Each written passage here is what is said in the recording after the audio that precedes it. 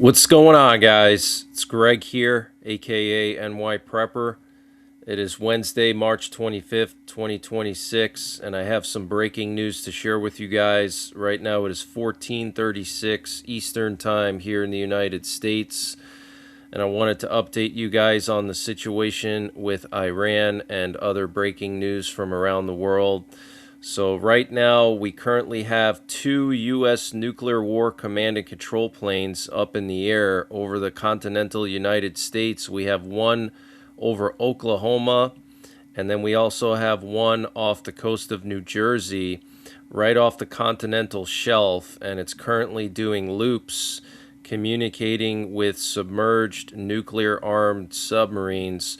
When they do loops like that, it means they drop their trailing wire antenna so they can transmit codes through the ocean water down to the subs. So this is an indication of something about to happen. Could be some kind of large strike on Iran, but we'll have to wait and see. And interestingly, we also have 2 aerial refuelers that took off from Pittsburgh and flew all the way out to the Canadian Maritimes and now are flying back to Pittsburgh. And typically when you see U.S. aerial refuelers fly up to New England or the Canadian Maritimes, it's because they are refueling bombers or fighter jets that are trying to cross over the Atlantic to go to Europe or the Middle East. So looks like something is being moved over the Atlantic right now. And China is actively mapping the ocean floor as part of broader preparations for potential submarine warfare with the United States, according to Reuters. China has dozens of research vessels mapping the ocean floor across the Pacific, Indian, and Arctic oceans, including near U.S. bases like Guam and Hawaii, using ship tracking data and sensor deployments. Naval experts and the U.S. Office of Naval Intelligence say the data supports submarine navigation, concealment, and anti-submarine operations in potential conflicts, though China frames it as scientific research. Very, very concerning. And Kuwaiti authorities have issued official warnings through the media regarding the possibility of a nuclear or radioactive leak near neighboring countries and have outlined safety procedures to follow in such incidents. Now, the big concern here is Iran's Bushehr reactor, which is a Russian nuclear reactor. The Russians built it for the Iranians, and the Bushehr reactor is obviously in the middle of a war zone. And if something were to happen to that Bushehr reactor, it would contaminate the entire Persian Gulf region. And all the Persian Gulf countries, the Middle Eastern countries, are reliant on the Persian Gulf as a source of water because they don't have any water. It's a giant desert. So they have desalination plants. And if that water gets contaminated with radiation, then suddenly millions and millions of people won't have any drinking water, okay? So Kuwait is concerned about something happening at the Bushehr reactor or potentially some other nuclear facilities in Iran if the U.S. strikes nuclear facilities or the energy infrastructure there. And the Pentagon is planning to deploy 3,000 soldiers from the Army's 82nd Airborne Division to the Middle East to support Iran operations, according to 2 U.S. officials. So we know 2 Marine Corps amphibious ready groups are on their way, totaling about 5,000. And now we have 3,000 82nd Airborne troops. So this is clearly a sign that the U.S. is getting ready for ground invasion. And we're also hearing from Fox News' Jennifer Griffin that the 82nd Airborne Commander and the headquarters staff of the 82nd Airborne are deploying to the Middle East this week, okay? So they're moving all the commanding staff to the Middle East. That's clearly a sign that they're preparing to use the 82nd Airborne in Iran. And according to the New York Times, the Prince Mohammed bin Salman of Saudi Arabia has been pressuring Trump to use ground forces to seize key Iranian infrastructure and to bring about regime change in the hardline government. So the Saudis do not want the new supreme leader to continue on with the existing government, okay? The Khamenei government. They want to get rid of that guy and completely change the government. The Saudis do not like the Ayatollahs, okay?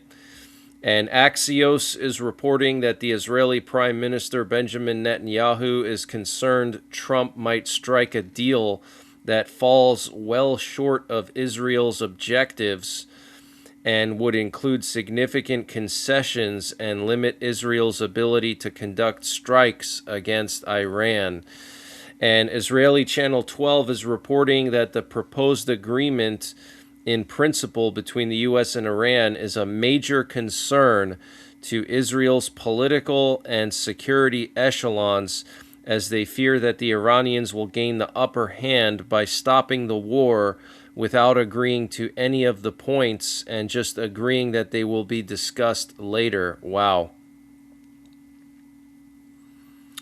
So if it looks like there's going to be a peace deal between Iran and the U.S., we're going to see a massive uptick in strikes by Israel shortly before a deal is reached, unless the U.S. keeps everything secret from Israel during the negotiation process. But if they tell Israel, hey, we're on the verge of striking a deal, then you're going to see massive bombardment by the Israeli Air Force leading up to that deal being signed, because Israel's going to want to get their final strikes in before they can't strike Iran anymore. So that would be something to be on the lookout for. But I personally don't think we're going to strike a deal with Iran. Some of Iran's demands conflict with U.S. and Israeli demands, specifically their demands on missiles. So let me read to you what the Iranian demands are. This was reported by the Wall Street Journal. So they want a closure of all American bases in the Persian Gulf region, a new order for the Strait of Hormuz, allowing Iran to collect fees from ships transiting the waterway, similar to the Suez Canal. So they want no American bases in the Middle East. They want to charge a fee, a toll, for going through the Strait of Hormuz. And they want guarantees that the war would not restart and an end to Israeli strikes on Lebanese Hezbollah. They want a lifting of all sanctions on Iran. And they want Iran to be able to keep their missile program with no negotiations to limit it. Okay? So, guys, these are maximalist demands. I mean, Iran is talking as if they're winning the war, okay? And they're not. So I would hope that we're not going to agree to this, but we'll have to wait and see what Trump decides to do. Now, I personally believe that Trump is trying to buy time. He's trying to calm the markets down and drop the oil prices a little bit by engaging Iran in some soft discussions and telling people that they're in the process of doing some kind of peace deal, just to calm everybody down while he buys time to figure out the next strike or getting those troops into position, okay? And this update was sponsored by EMP Shield. Guys, EMP Shield has created a special discount just for you, the listeners of the NYPrepper channel. If you go to empshield.com and use the promo code NYPrepper, you can get 15% off your entire order. And why do you need an EMP Shield? Well, this is a special device to protect your vehicle, your RV, your solar generators, your radios from an electromagnetic pulse, which could be caused by a solar flare or potentially a rogue country like North Korea detonating an electromagnetic pulse weapon over the United States that's mounted onto a satellite. So protect your vehicles, protect your RV, protect your radios, protect your generators with an EMP shield. Use my promo code NYPrepper to get 15% off. Installation is super simple. This is a veteran-owned business, 100% American-made, and the EMP shields have been tested by the military, okay? And free shipping is included to the entire continental United States. And the link and the promo code are in the description below this video. And the U.S. and a group of regional mediators are discussing the possibility of holding high-level peace talks with Iran as soon as Thursday, but are still waiting for a response from Iran. And Pope Leo has called for a ceasefire and urged all parties engaged in the Iran war to seek peace through talks. Interesting. And a U.S. Air Force B-52 bomber was forced to declare an emergency this morning while traveling back to a base in the western part of England. The B-52 Stratofortress departed from RAF Fairford on Monday evening and issued a 7700 code as it returned shortly after 0900 GMT on Tuesday. A 7700 is a universal code issued by pilots to let air traffic controllers know the aircraft is in distress. The reason for the distress signal has not been confirmed, and the U.S. Air Force has been approached for comment.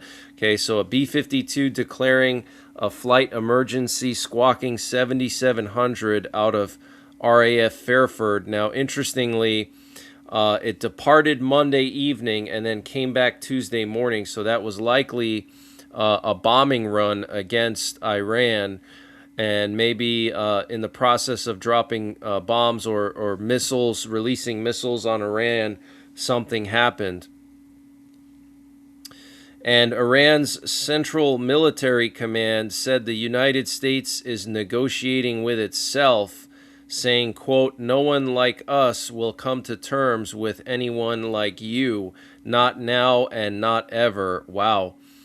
And Bloomberg is reporting that Iran has told the International Maritime Organization that foreign ships may cross the Strait of Hormuz, provided they do not support aggression against Tehran and comply with Iranian regulations. So they're going to allow neutral and allied countries of Iran to pass through. And the IRGC blocked a Pakistan-bound vessel at the Strait of Hormuz. Interesting. And CNN reported yesterday that Iran prefers to negotiate with Vice President Vance instead of Witkoff and Kushner. And drones struck fuel tanks at Kuwait International Airport, causing a large fire, according to Kuwait's Civil Aviation Authority. So Iran striking fuel tanks at the Kuwait International Airport. And a Hezbollah rocket directly struck a building in Kiryat Shimona yesterday, and Hezbollah launched like 20 to 30 rockets at Israel yesterday.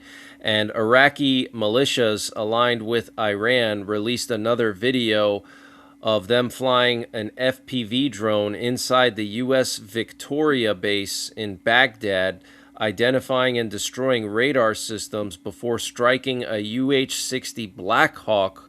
Okay, so that is very concerning, guys. They're flying these drones into American bases, into that specific base. This is the second time they've done that, and the U.S. did not shoot any of these drones down. Very concerning. And Israel struck a Russian-Iran weapons supply line in the Caspian Sea this week, according to the Wall Street Journal. And CNN is reporting that the updated number of injured U.S. forces since the conflict in the Middle East began is up to 290, with the number killed in action remaining at 13. And Qatar Energy declared a force majeure on certain long-term LNG supply contracts, impacting customers in Italy, Belgium, South Korea, and China. So they're not going to be able to fulfill LNG supply contracts to Italy, Belgium, South Korea, and China. And South Korea will begin enforcing a 5-day car rotation system, banning certain cars from driving on certain days starting Wednesday. The move is part of the government's energy-saving measures to mitigate the impact of global energy shortages. Seoul-based Yonhap News reported, citing the climate ministry. The government will strengthen monitoring of the public sector's compliance with the license plate-based rationing system, under which cars are divided into 5 groups based on the last digit of their license plate numbers, and each group is prohibited from driving on a designated weekday. Electric and hydrogen vehicles are exempt from such restrictions. So, guys, this is crazy. They're going to limit the amount of times you can drive per week in South Korea based on your license plate number, and they're going to enforce it with, police, obviously. And they're doing this to prevent excessive consumption of fuel, because they are highly reliant on fuel from the Strait of Hormuz, okay? So this is very, very serious. And the International Energy Agency released a guide with measures countries can adopt to limit fuel consumption and preserve existing fuel reserves. And Taiwan, whose electrical grid relies on liquid natural gas for 40% of power generation, only has an emergency stockpile that could last around 11 days. Okay, so Taiwan, again, reliant on LNG exports from the Middle East, and 40% of their power is generated, okay, by that Middle Eastern LNG. And the British Royal Navy is set to lead a coalition to reopen the Strait of Hormuz, according to the British Times. A British and French-led plan is being developed to secure safe passage for merchant ships, but it will require U.S. participation. Officials say Britain will deploy its world-leading mine-clearing capabilities to the strait alongside the U.S. and France. So we know that the UK already deployed their aircraft carrier strike group last week. The French deployed their aircraft carrier strike group. We have a third aircraft carrier strike group coming to the region. So that's a total of 5 U.S. and NATO aircraft carriers and associated vessels and planes in the region. That is a massive deployment. And Philippine President Ferdinand Marcos declared a state of national emergency, citing risks to the country's fuel supply and energy stability due to the war in the Middle East. The National Police Force of the Philippines has now been placed on a state of alert nationwide following the president's national energy emergency declaration. Wow. And the Philippines is working with Washington to secure waivers and exemptions so it can buy oil from U.S. sanctioned countries. Interesting. And South Korea's foreign minister asked his Omani counterpart for support with crude oil and LNG supplies during a phone call due to the effects of the Iran war. And Marco Rubio will attend a G7 meeting on the topic of Iran this Friday. And a senior Israeli official told Israeli Channel 14 that Trump is seeking a ceasefire in Iran, even if it is just temporary. And Russian drones struck the 17th century St. Andrew's Church in central Lviv in Ukraine on yesterday, which is a UNESCO World Heritage Site. So Russia striking church in Lviv, very concerning. And Moldova's parliament declared a 60-day state of emergency in the energy sector after Russian strikes on Ukraine knocked out a major 400 kilovolt power line that feeds electricity into Moldova. And the Japanese military announced that the Japanese Air Force scrambled fighter jets to deal with a suspected intrusion into Japanese airspace over the East China Sea and the Pacific Ocean yesterday. And Iran launched a missile at Beirut, Lebanon, very interesting, which actually made an impact. So this was shortly after the Lebanese government kicked out an Iranian ambassador. And the Wall Street Journal is reporting that the UAE and Saudi Arabia are considering joining the fight against Iran after recent Iranian attacks on their energy infrastructure. And a secret message was conveyed by the Iranian foreign minister to the U.S. envoy Witkoff, stating that he received approval from the new supreme leader of Iran to engage in talks with the U.S. And 2 oil tankers paid off the Iranian government $2 million to pass through the Strait of Hormuz this week, and a Chinese-owned fuel tanker crossed the Strait of Hormuz in coordination with Iran, and the Israeli government extended their state of emergency through April 14th. And the government of India held an all-party meeting today to discuss the crisis in Iran. And yesterday, India's defense minister held a meeting to discuss the Iran war. So India is very concerned about this.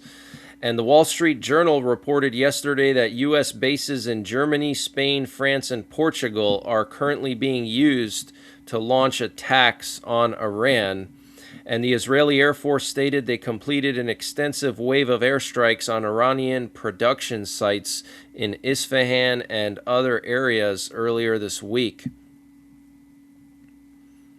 And Turkish President Erdogan spoke about Iran yesterday. He said, "We do not want the war to turn into a war of attrition among the countries in the region." And Iran has stopped all natural gas exports to Turkey. And the Kuwait Petroleum CEO said full production restoration would take 3 to 4 months, even if the war ended today. So that's the big issue here, is even if the war immediately ended, it's not like they're just going to be able to restart production to full capacity before the war, overnight, okay? And Iran appointed a former IRGC commander as the new secretary of Iran's National Security Council after the former National Security Council secretary was eliminated by Israeli strikes. And a UAE soldier was killed in an Iranian attack on Bahrain, and the U.S. military raised the enlistment age from 34 to 42. So that's the latest breaking news that I have. I might be back later on tonight with more breaking news. Make sure you're subscribed. Hit the notification bell. Consider supporting my channel by purchasing a membership or purchasing from my sponsors or donating to my PayPal or joining my Patreon. YouTube is shadow banning my channel, so it's making it harder for me to do these videos and less worth my time to do this. So if you like the channel, if you like these updates, please support the channel as much as you can. Share the videos out. Consider various ways of financially supporting the channel, and make sure you comment, subscribe, hit the thumbs up button. And until the next time, take care, God bless, and don't forget the 3 Ps: prepare, practice, and persevere.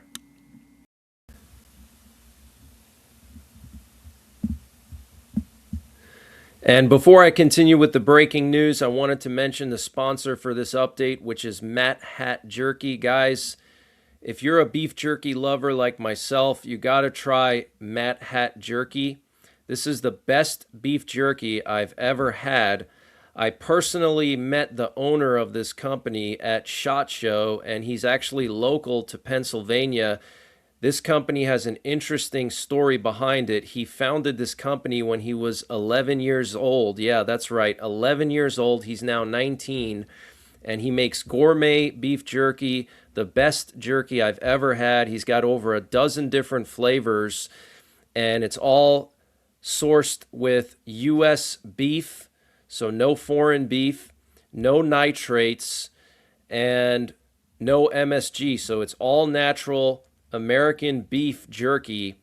And if you use my promo code NYPrepper, you can get 15% off your entire order. And you got to go to matthatjerky.com, and I'm going to leave a link in the description down below. That's matthatjerky.com, one word, matthatjerky.com. Use my promo code NYPrepper to get 15% off your entire order, and the link and the promo code are in the description down below.